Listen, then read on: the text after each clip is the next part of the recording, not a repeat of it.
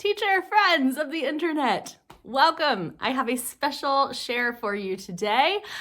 Earlier this summer, I was asked by Nicola Cantan over at the Vibrant Music Teaching membership if I would film a 15-minute teaching demonstration, just showcasing one of my favorite intermediate pieces. Well, most of my work on the internet consists of providing pep talks for music teachers over on the Beyond Measure podcast. But I was really excited to actually film some of what I really do, which is teaching the piano. So I decided I would share that teaching demonstration with you here on my new YouTube channel. My goal is to do this about once a month. I'm trying not to bite off more than I can chew here on the YouTube side of things. So I'm going to commit to one teaching demonstration a month, and hopefully I will be able to share with you my deep love of the supplemental piano repertoire through this series. So without further delay, I hope you enjoy my maybe more like 16-minute teaching demonstration of Rhapsody Royale by Carolyn Setliff. So I was really excited by this invitation because I will take any chance I can get to talk about my favorite piece. I don't know. I can't call it my favorite, but it is a favorite piece, right? Kind of like we don't have favorite students, but sometimes we have favorite students. So this is Rhapsody Royale by Carolyn Setliff. This is a 3-page sheet that is marked for the late intermediate student. And I would agree with that. And I would say somewhere, perhaps if I was being really choosy, between the mid to late intermediate student. This piece, guys, is a treasure trove of piano teacher ideas. And I just love the way that it sounds so big for students who are not quite ready for Rachmaninoff just yet. I love the way it sounds, but I also love the skills that I get to teach throughout this work. So it's basically 3 themes plus a really dramatic introduction that makes an appearance at the end as well. So rather than play the entire piece for you, I think what I'd like to do is just kind of talk through each of these ideas as they come. So we're going to start with this 5-measure introduction. And this is something I could spend an hour talking about because it is so rich with piano teacher ideas just in this opening 5 measures. But here's what we've got.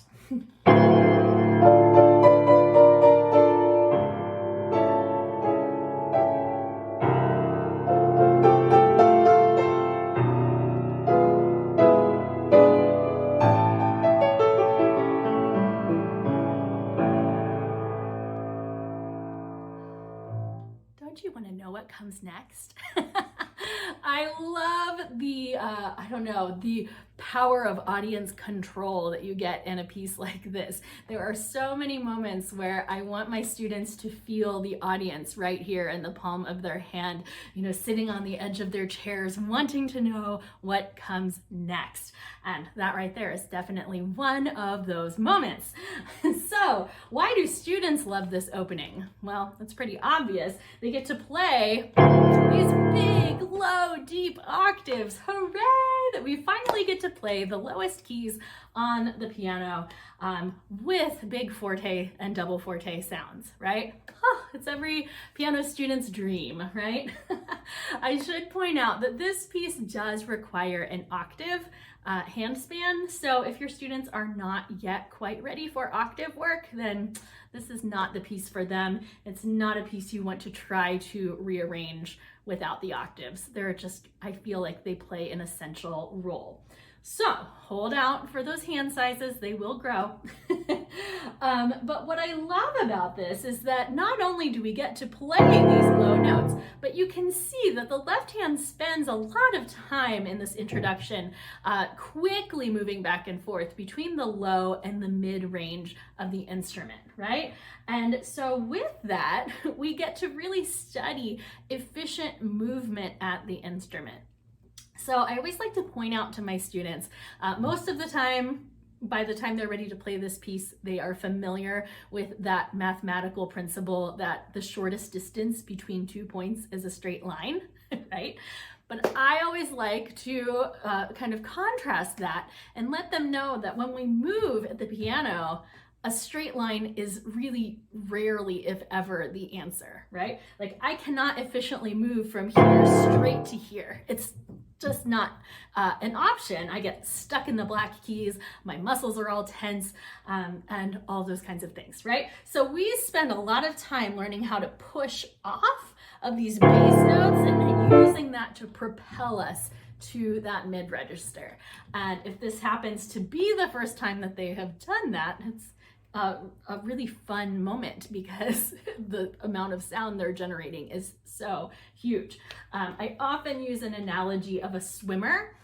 When a swimmer is doing laps and they come to the end of the pool and they need to do that fancy little somersault thing under the water and push off the edge of the pool to propel them in the new direction. That's essentially what our left hand is doing here, right? So that's your left hand. And of course, it's just moving down in these great chromatic half steps. The chording here in itself is really enjoyable because even though it sounds so rich and so complex, actually those lower thirds are anchored and the only notes that change are the top pitches, right? So we have, and that's just such a great sound. Students love that. They also get to really play with rubato. This opening is kind of a landmine of potential rubato infractions because if students aren't setting a clear pulse, then it doesn't really make sense. And so we get to talk about how much rubato is too much, and on the idea goes. Then lastly, of course, in measure 5, we get this big A7 arpeggio.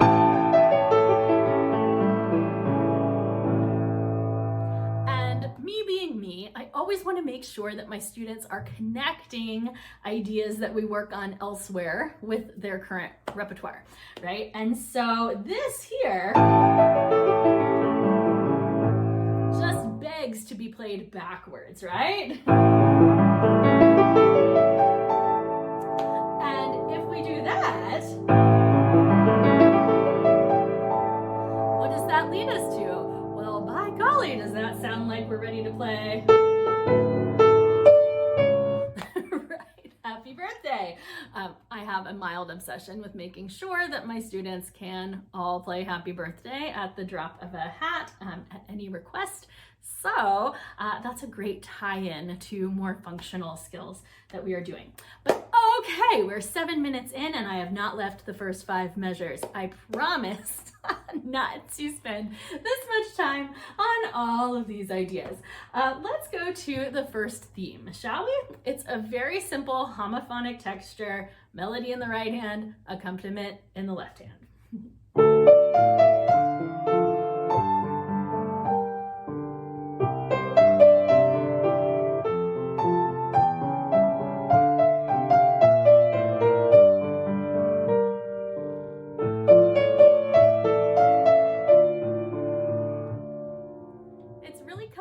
Right?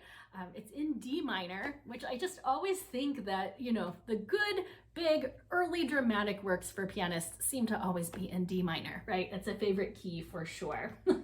Your left hand here is doing a lot of classic, like filler types of ideas, a lot of octaves plus the dominant, that kind of idea. So again, those are all easy tie-ins to other areas of our pianistic work. And I love that. There are some unique voicing challenges here, not so much just between the hands, but listen to this line again.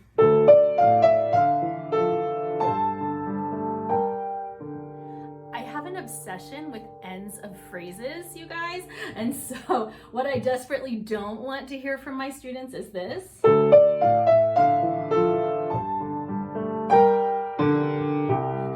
Right? Of course we don't want to hear that. So no accents at the ends of phrases. But even to get through that phrase, the right hand has these parallel sixths, right? We get this bum, bum. And it's going to be really tempting for your students to want to jump 5-1, 5-1.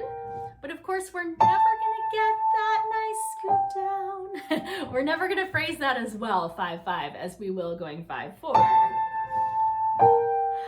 And in order to do that, we've got to have a nice amount of tone on that fifth finger, right? I call it the ping. Like, you know, if you have a crystal glass and you're like, ping. There are a lot of great ping moments in this piece. Our right hand fifth finger often gets stuck with this need to ping. So that first A right there is definitely a ping moment. Now when I play it again, picture me going ping right there.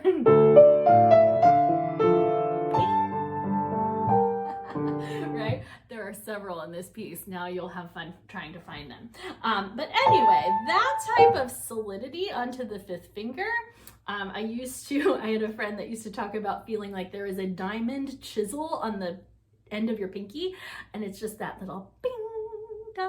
I just love helping students find that, because so often we think of our fifth finger as just so, so weak and so awkward, when really it has so much power in the piano repertoire, and it needs to, right? So this is a great way for them to start finding that.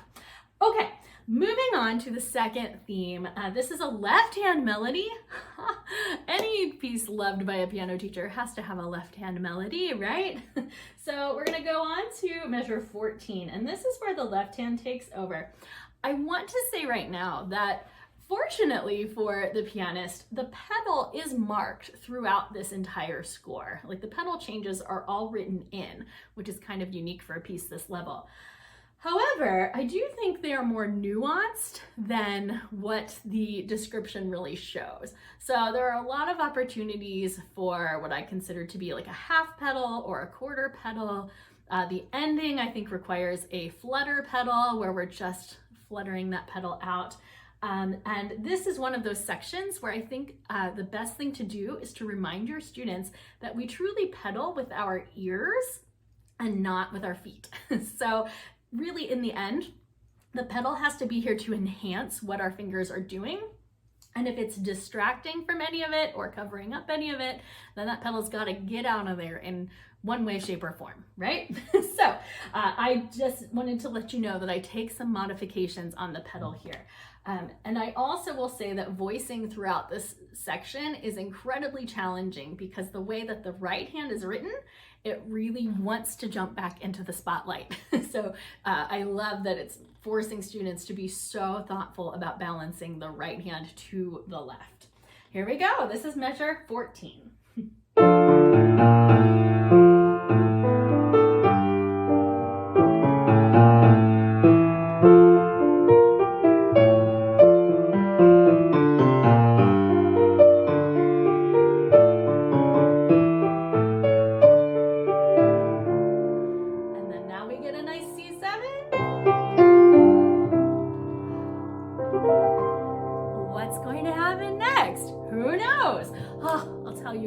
Next, my favorite theme. This is the third theme of the piece. It's in F major, and it's so beautiful. It belongs in a movie, I'm telling you.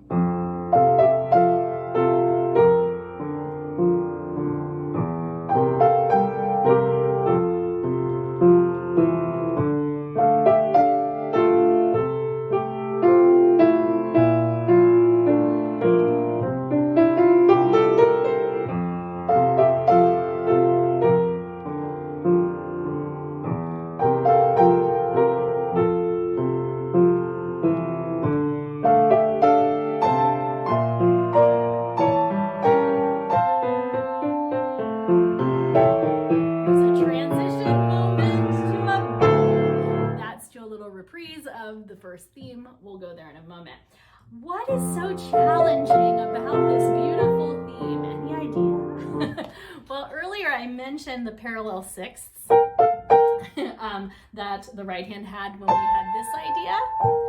And students, I'll tell you what, if they're tempted to do 5-5 here, they're definitely going to be tempted to go, right? But that, of course, does doesn't give us all those good, mushy music making feelings, right? So we need so that's a way to work out that concept of 5 and 4 alternating in a legato manner while the thumb is not indeed legato, because it can't be, right?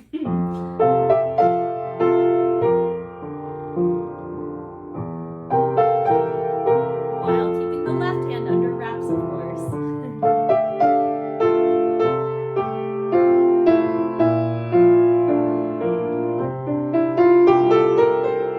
And it's back.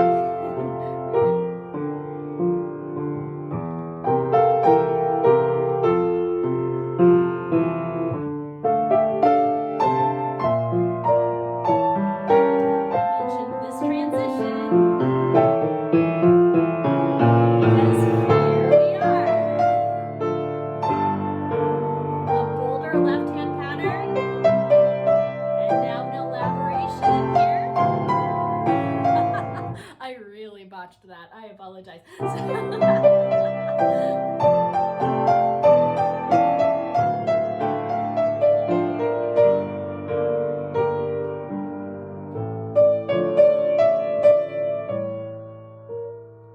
a grand pause here before. Welcome home.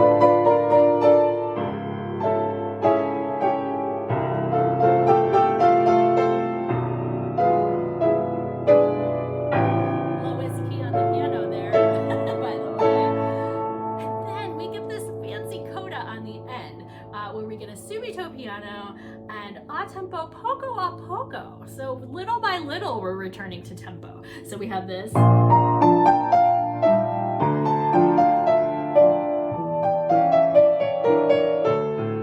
a return, and then we're back to tempo. Harmonic minor scale here.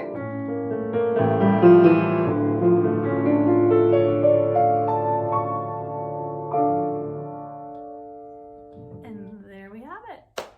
The Rhapsody Royale by Carolyn Setliff. I hope this gave you some ideas to teach this piece in the future. Thanks so much, friends. All right, I hope you enjoyed that little demonstration, and if nothing else, I hope I brought a new piece of intermediate teaching repertoire into your life.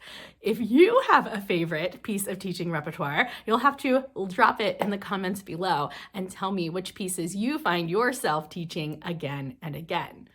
My goal is to post one teaching demonstration each month, so make sure you subscribe so you can come back and find more of those as they appear. And if you're just dying to hear more from me, then you're in luck, because there happen to be currently 142 episodes of the Beyond Measure podcast available anywhere you listen to your podcasts. Thanks so much, friends. Onward and upward indeed.